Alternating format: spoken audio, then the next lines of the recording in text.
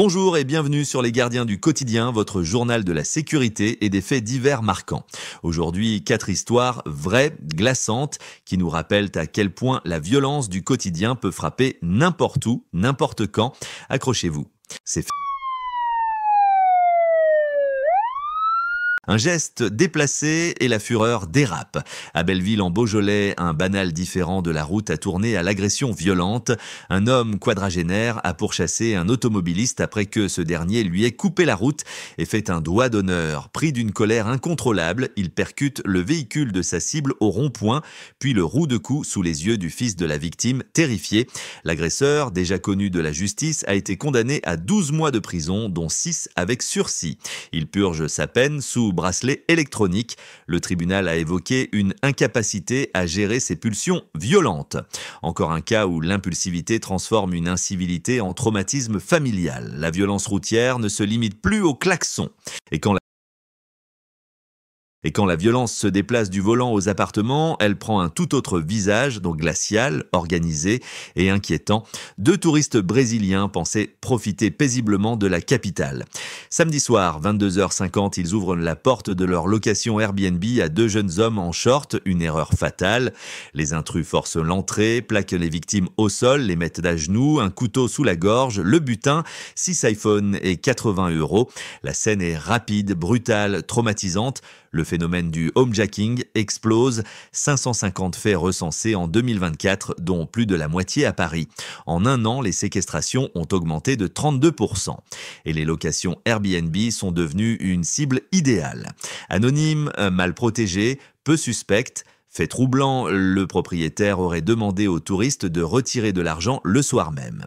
L'enquête devra déterminer s'il existe un lien avec l'agression, Paris, ville lumière, mais aussi ville sous tension.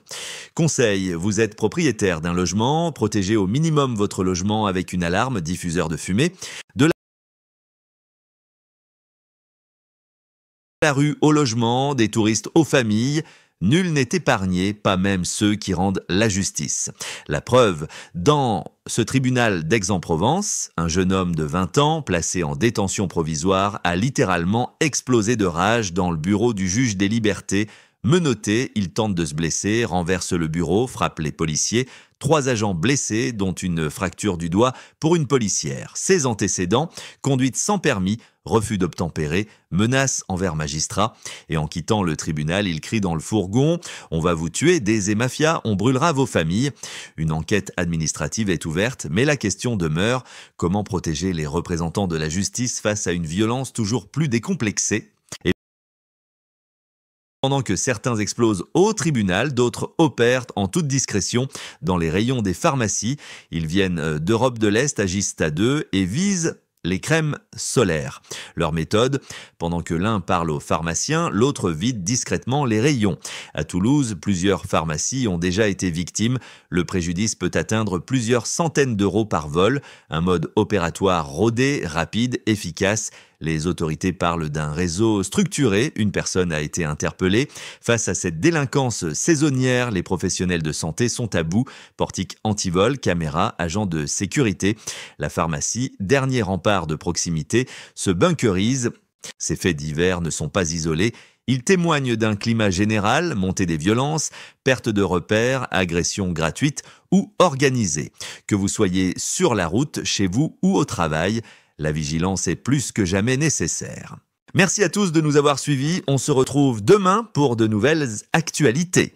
D'ici là, restez vigilants et surtout, n'hésitez pas à partager vos expériences ou vos conseils en commentaire. Votre témoignage peut aider d'autres personnes à éviter le pire. Abonnez-vous à la chaîne et rejoignez la communauté des gardiens du quotidien pour ne rien manquer des prochaines alertes, faits divers et conseils de sécurité. Parce que prévenir, c'est déjà agir.